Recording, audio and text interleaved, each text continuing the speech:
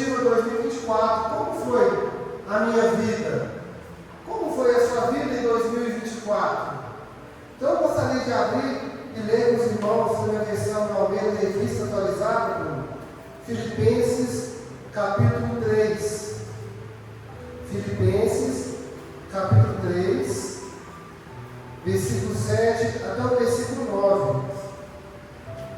Filipenses capítulo 3, do versículo 7 ao 9.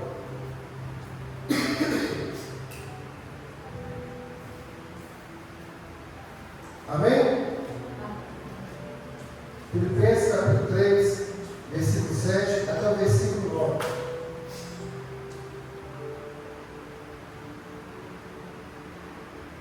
Mas o que para mim era lucro, isso considerei perda por causa de Cristo.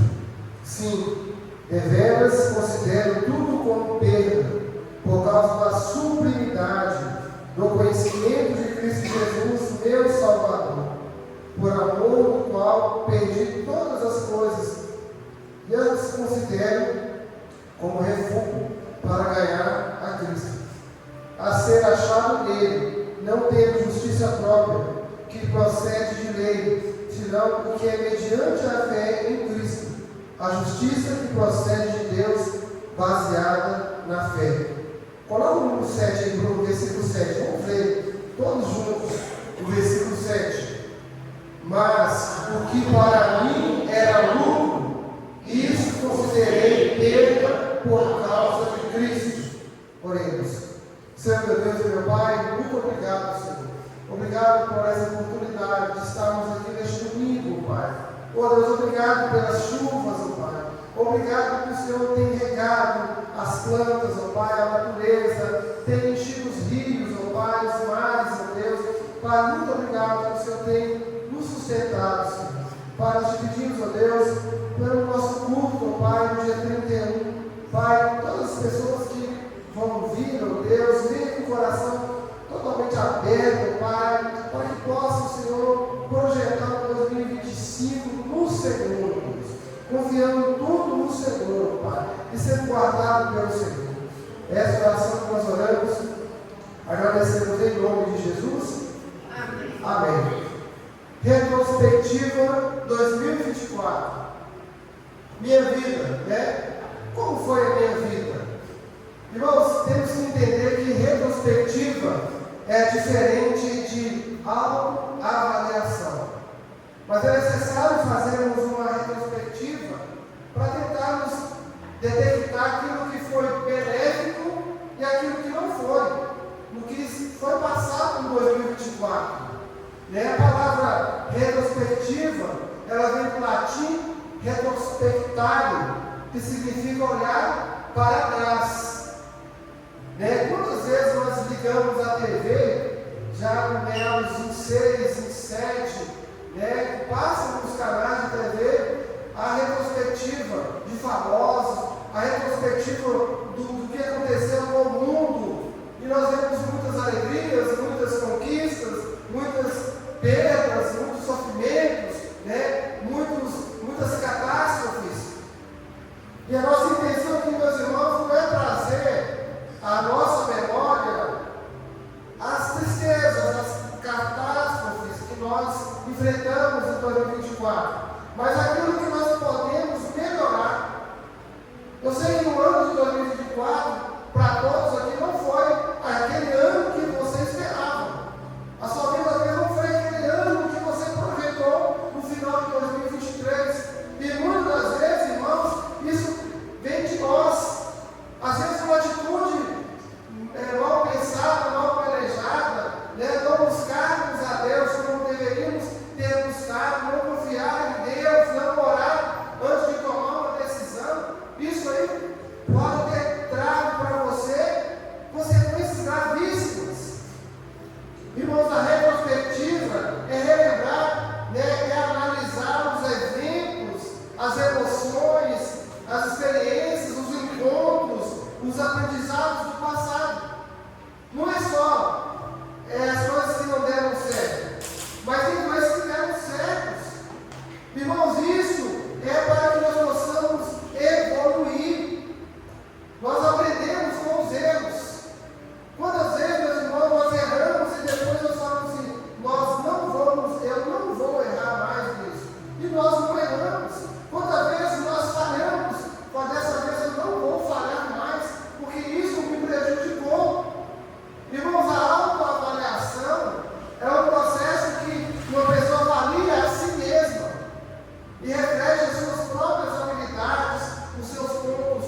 fortes, seus pontos fracos, suas metas pessoais, profissionais e familiares.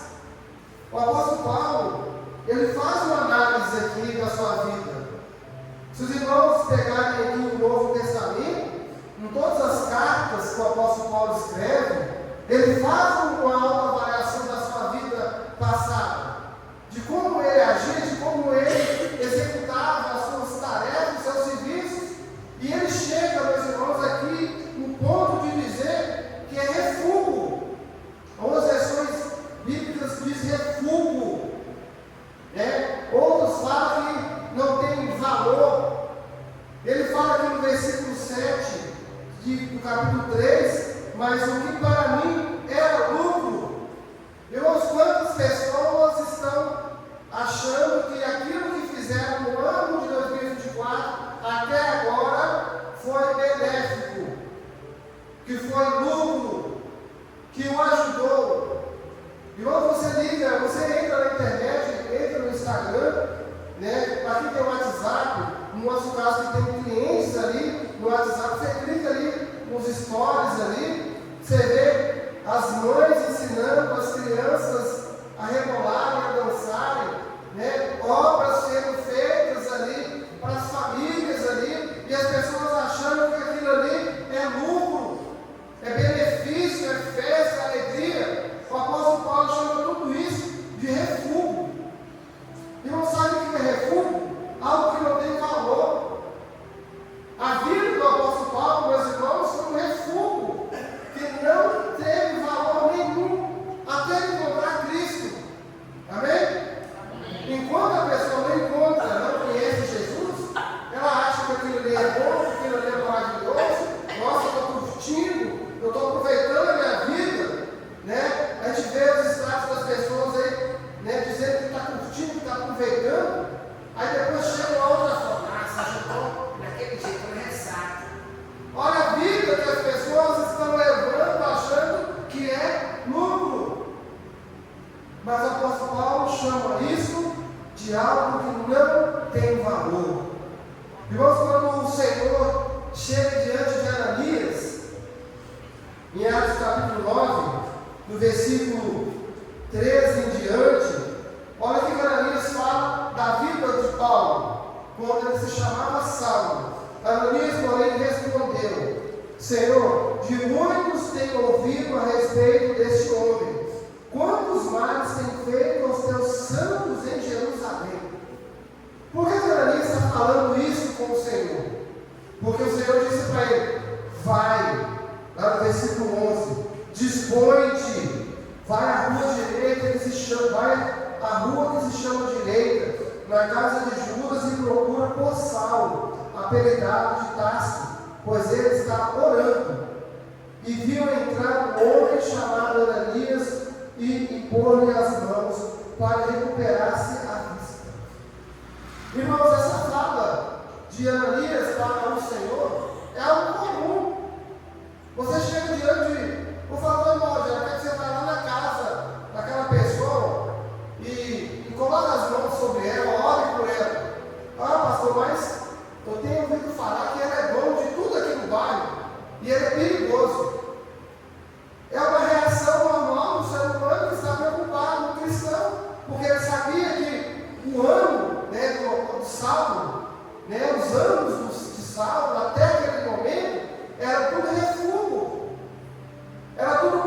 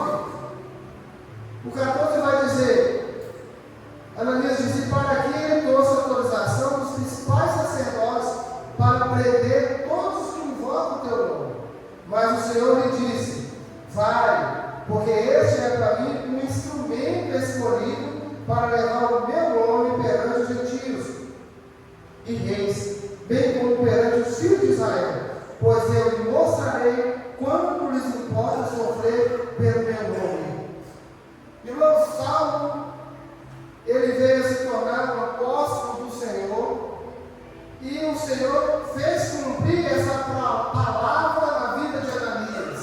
Saulo veio a ser um instrumento do Senhor. Saulo ele veio a conhecer Jesus. Saulo ele percebeu que a sua vida era um refúgio, que a sua vida não valia nada, que todos os seus anos da sua vida não tinha serventia nenhuma, que ele perdeu tudo em prol de Cristo. Na verdade, ele ganhou mais do que ele perdeu. Ele ganhou vida eterna. E ele lutou com o propósito de pregar a palavra aos reis, aos gentios. E ele aprendeu a sofrer em nome do Senhor Jesus. E uma daquelas coisas que Paulo fazia, aquelas coisas que Paulo considerava quando ele era Saulo, perdeu a importância depois que ele conhece o Messias ressurreto. Mas o interessante é que quando uma pessoa encontra Jesus, isso eu falo hoje, século XXI, e nos séculos passados, a vida dela muda por completo. É refúgio. Quando ela conhece Jesus, tudo que ela viveu no passado não vale nada. Um exemplo, João capítulo 4, versículo 14. João capítulo 4, versículo 14 até o versículo 19.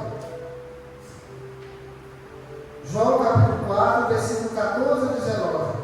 Aquele, porém, que beber da água que eu lhe der, nunca mais terá sede. Pelo contrário, a água que eu lhe der será nele uma fonte a jorrar para a vida eterna. Disse-lhe a mulher: Senhor, dai-me dessa água, para que eu não mais tenha sede, nem precise vir aqui buscá-la. Disse-lhe Jesus: vai, chama o teu marido e vem cá. Ao que me respondeu a mulher: não tenho marido, replicou-lhe Jesus: bem disseste, não tenho marido, porque 5 maridos já tiveste, este que agora tens não é teu marido.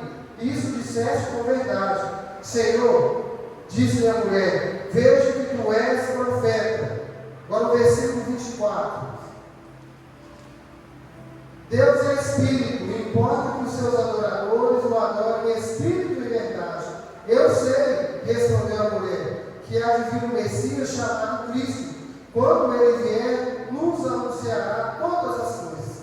Disse-lhe Jesus: eu sou, eu que falo contigo.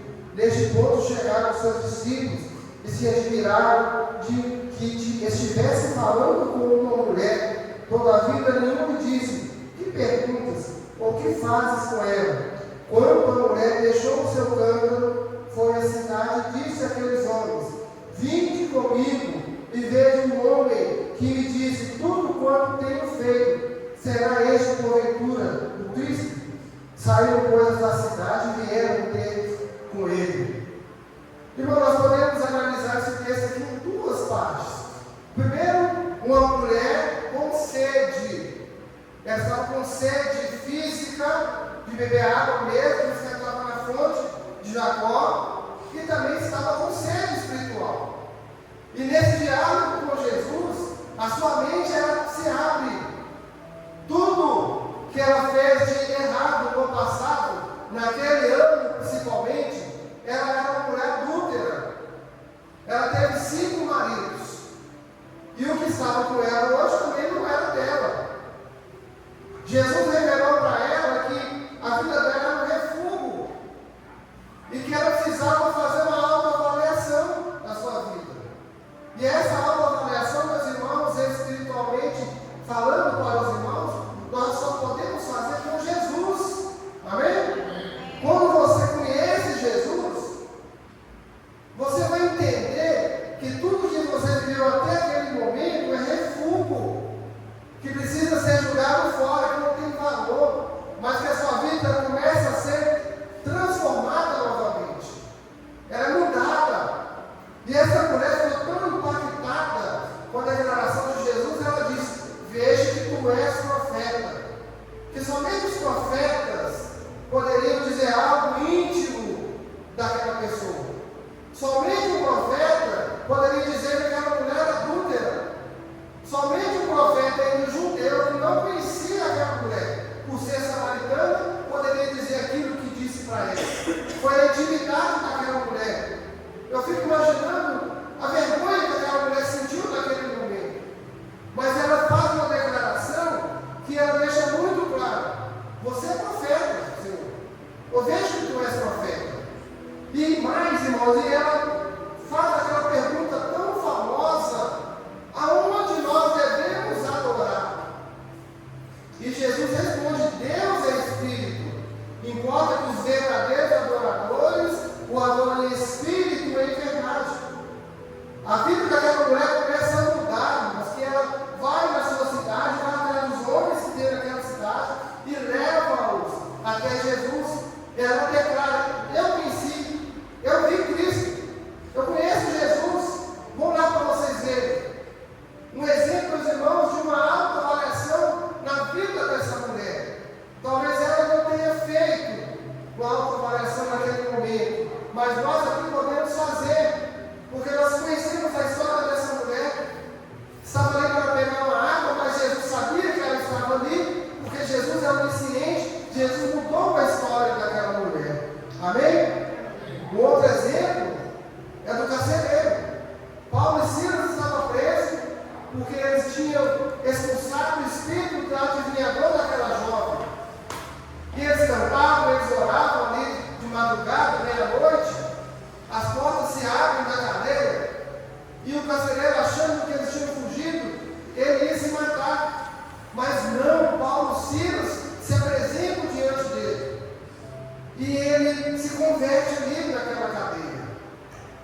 Toda a vida daquele carcereiro, a autoavaliação que nós podemos fazer na vida dele, ficou para trás. Eis que tudo se fez novo na vida dele. E mais, a sua família.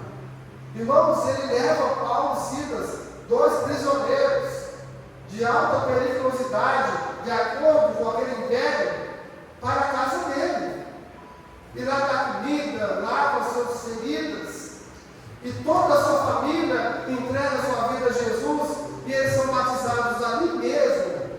Não somente o carcereiro, mas a sua família. O passado, aquele ano, a retrospectiva na vida deles ali, foi algo que eles olharam: nossa, tudo foi em vão, porque agora eu conheço a verdade. Amém? Irmãos, com a chegada do fim deste ano, é importante que cada um de nós façamos uma autoavaliação daquilo que deu certo. O que deu certo em 2024? Então você pode continuar. Amém? Está dando certo, por que vai trocar, né? O time está ganhando, para que vai trocar o técnico? Né? Às vezes o time está perdendo também. Não troca, né? Mas o que foi benéfico para você nesse ano, 2024? Aproveita, leva para 2025. Mas o que não foi bom em 2024, você deleta, joga fora, pega aquilo que foi ruim, que sirva de aprendizado para crescimento no próximo ano de 2025. Aquilo que foi refúgio na sua vida, você deve jogar fora, não tem valor, mas que você possa fazer essa autoavaliação na sua vida profissional, na sua vida familiar, na sua vida espiritual. Principalmente, quantas vidas talvez você deixou de ganhar?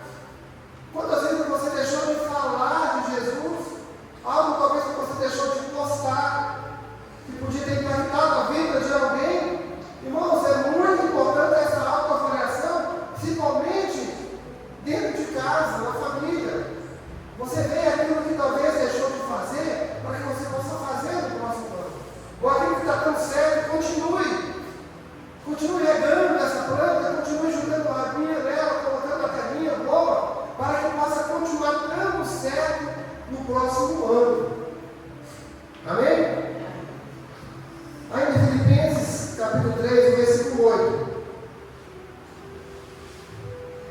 Sim, deveras considero tudo como perda por causa da sublimidade do conhecimento de Cristo Jesus, meu Senhor, por amor do qual perdi todas as coisas e as considero como refúgio para ganhar a Cristo Irmãos, algumas versões da palavra do Senhor, essa palavra que, nessa versão que eu li aqui, fala sobre sublime, por causa da sublimidade do conhecimento de Cristo. Nós podemos trocá-la também por excelência. A palavra excelência, ela indica que o valor de conhecer a Cristo excede todas as outras coisas. 2 Coríntios 5,17 deixa muito claro: se alguém está em Cristo, nova criatura é. As coisas elas já se passaram, eis que tudo se fez novo. Irmãos, outra versão da palavra de Deus vai dizer que essa palavra refúgio é escória. Nessa versão que eu estou lendo, fala que Paulo diz: perdi todas as coisas e as considero como refúgio para ganhar a Cristo. Outras versões vão dizer que considera como escória. O termo escória significa algo detestável ou algo sem valor. Todas as coisas desse mundo, segundo o apóstolo Paulo, e você também pode testemunhar isso, é escória comparadas a Cristo. Não tem valor. Você chega em casa de noite, você passou um dia todo no trabalho ou em casa. Se você não mencionou Cristo, se você não buscou o Senhor, um tempo da sua vida, ou não fez nenhum momento uma busca do Senhor, ou leu a palavra de Deus, ou escutou um louvor, você perdeu um tempo valioso. Se você não glorificou a Deus. Irmão, Davi ele considerou como escória o seu pecado. Davi fez muita coisa boa. Davi ele matou urso, matou leão, derrubou Golias, né? Ele substituiu Saul, teve certo que ele tinha que substituir, foi um excelente rei. Mas uma parte da vida dele, né, que nós sempre lembramos, está no Salmo 51, na qual ele diz que é escória, na qual ele diz que não tem valor, e ele faz o quê? Ele busca o arrependimento. O arrependimento de Davi foi sincero e profundo, porque ele fez uma autoavaliação, ele fez uma retrospectiva até naquele momento. Irmãos, enquanto está pecando, enquanto está no erro, parece que os olhos estão tapados e não estão vendo as consequências, o que vai gerar depois. Mas quando Davi reconhece do fundo do seu coração, ele fala claramente nessas palavras: é escória, é algo detestável, é algo abominável, é algo que não tem valor para o Senhor. E ele viu, ele sabia que o Espírito de Deus poderia ter saído dele, como saiu de Saul, mas Davi se arrependeu. Primeiro, Davi reconhece seu pecado. Segundo, Davi pede por misericórdia. Terceiro, Davi pede purificação. Quarto, Davi deseja um espírito reto. Quinto, Davi reconhece a importância de um coração quebrantado e contrito. E sexto, Davi deseja ensinar os transgressores os caminhos do Senhor. Amém? Pega o Salmo 51 e olha como Davi se arrependeu. Nós cantamos o Salmo 51 aqui de vez em quando.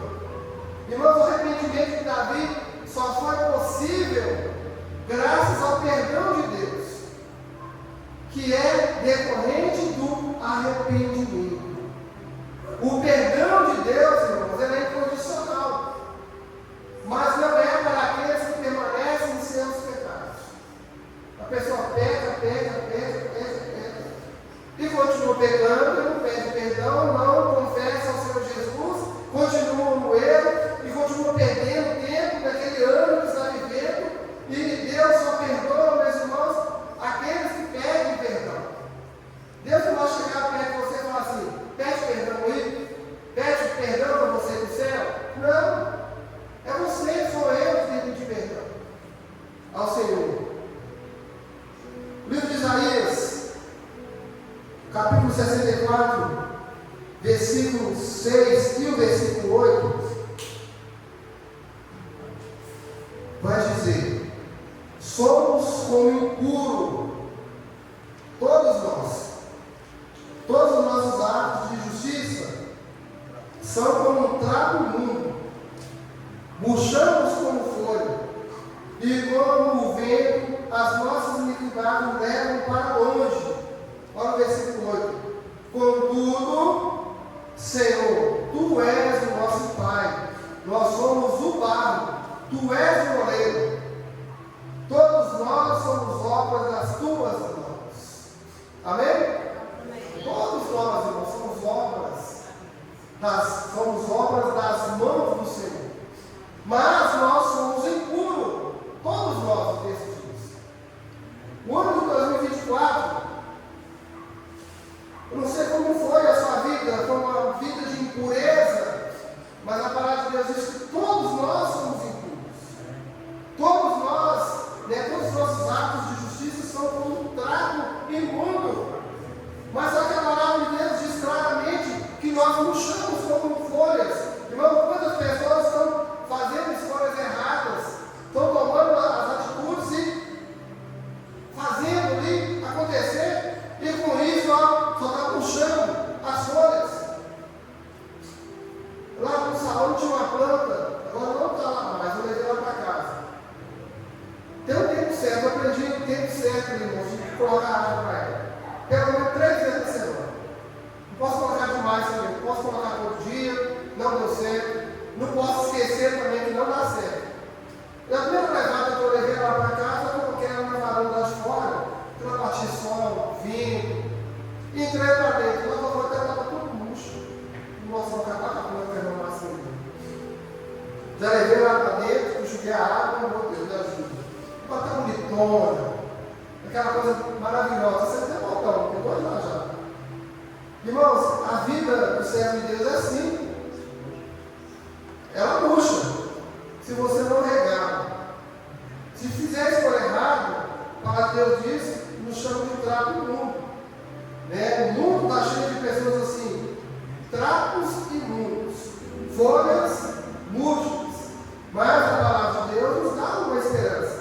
O versículo 8: contudo, Senhor, Tu és o nosso Pai, nós somos o barro, Tu és o oleiro, todos nós somos obra das Tuas mãos.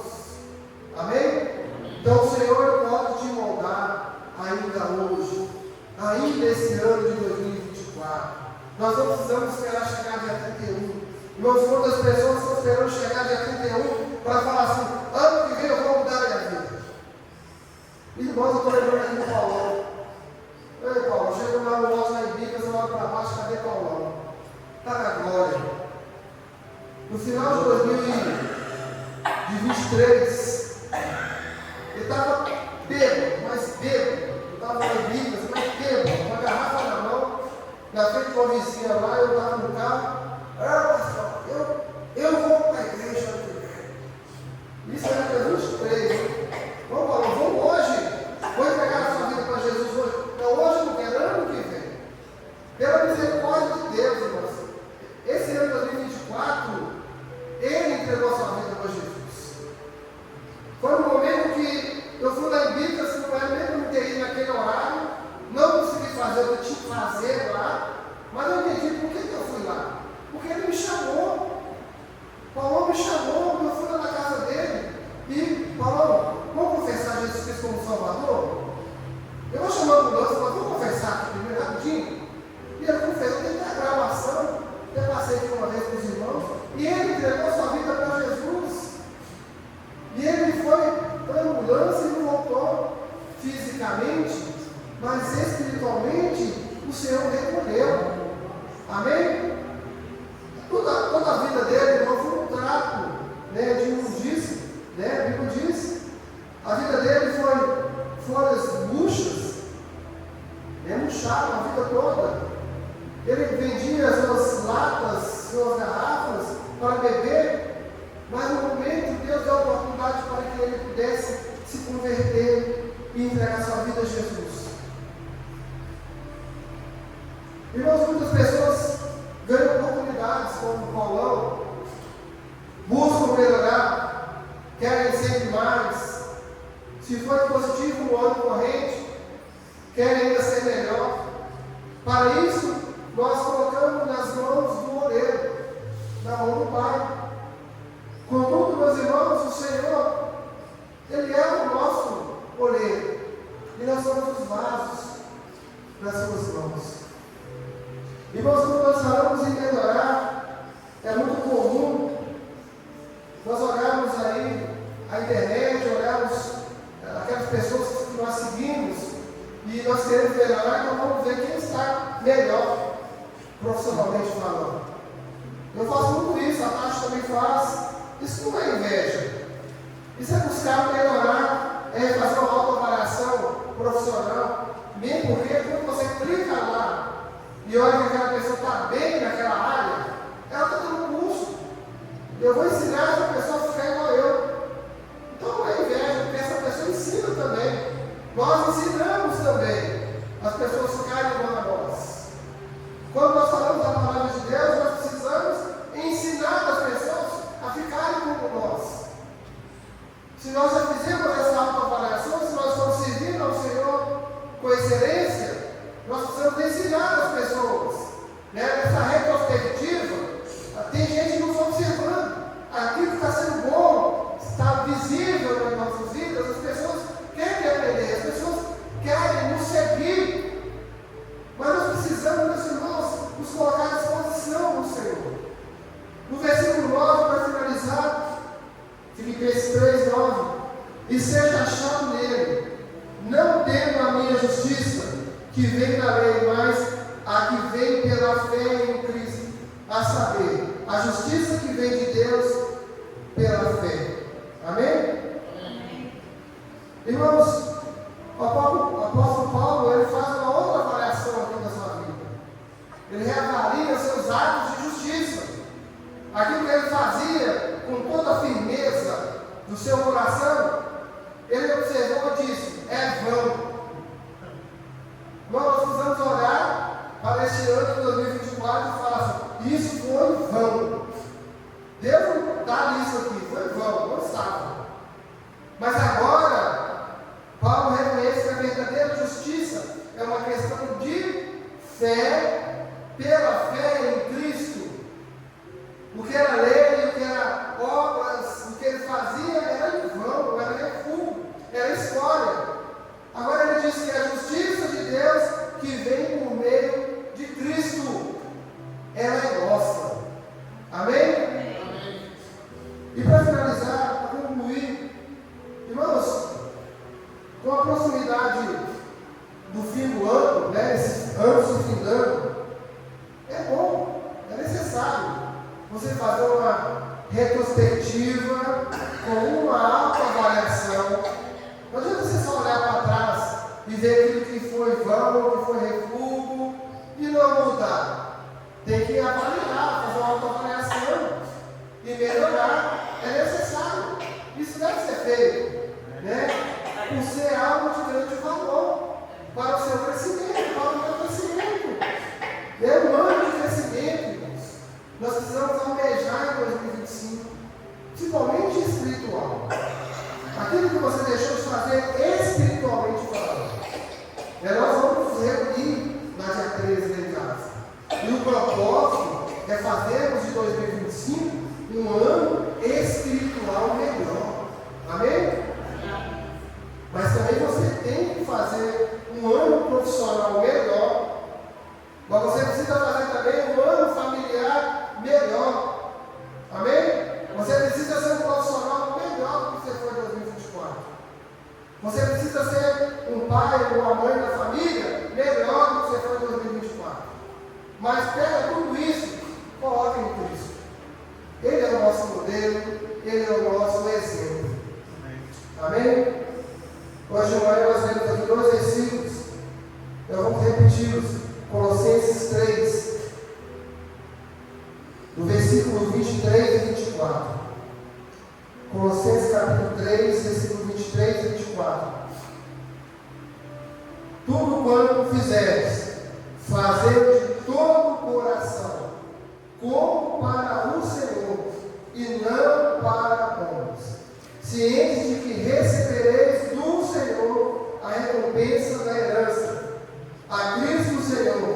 é que estáis servindo. Amém? Que nós possamos, irmãos queridos, neste ano de 2025, Deus permitindo, e ainda nesse final de ano, fazermos tudo para o Senhor. Mas para fazer para o Senhor, o texto diz, tem que ser de todo o coração. Tem que abraçar. É como a sua família, você não abraça a sua família de todo o seu coração, para o Senhor tem que ser assim mais. Fazer de todo o coração, para que tudo venha correr conforme a vontade de Deus. E tem que refletir, irmãos, em vidas, transformação de vidas, pessoas se reconciliando, mudando a sua vida e trabalhando para o Senhor. Amém? Que Deus possa nos abençoar nessa noite em nome de Jesus. Vamos ficar todos de pé, meus irmãos? Dia 22, dia 31, aliás, às 22 horas, nós estaremos aqui. Amém? Estaremos aqui louvando ao Senhor, glorificando a Deus. Se você tem um testemunho, dessa retrospectiva de 2024, daquilo que foi positivo, que foi bênção, você vai ter a oportunidade de trazer aqui, para a gente aprender. Ensina a aprender com a sua bênção. Não bota a cabeça para você, irmão. A gente precisa alimentar essa bênção. Amém? Você faz um prato de comida lá, você oferece, é bênção.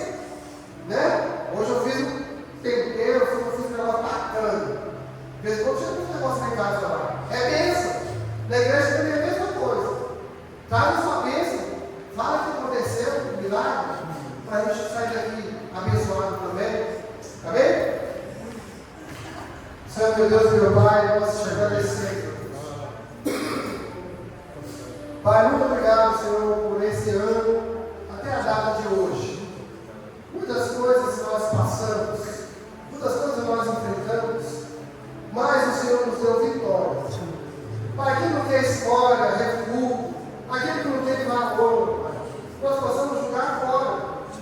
Olha a roupa velha, rasgada. Não tem como usar, não tem como dar para ninguém, tem que jogar fora. Mas aquilo que é valor, aquilo que gera esperança, aquilo que traz alegria, crescimento, aí sim, Senhor, nós precisamos trazer para fora. Nós precisamos expor para a igreja, para os amigos, para os irmãos. Pai, que esse ano de 2024, que ainda não terminou, e que alguém ainda espera do Senhor uma resposta, que ela possa vir em nome do Senhor Jesus. Pai, chegando em 2025, nós possamos, ó Deus, contemplar as maravilhas e projetar um ano melhor do que 2024, mas no Senhor. Pai, muito obrigado.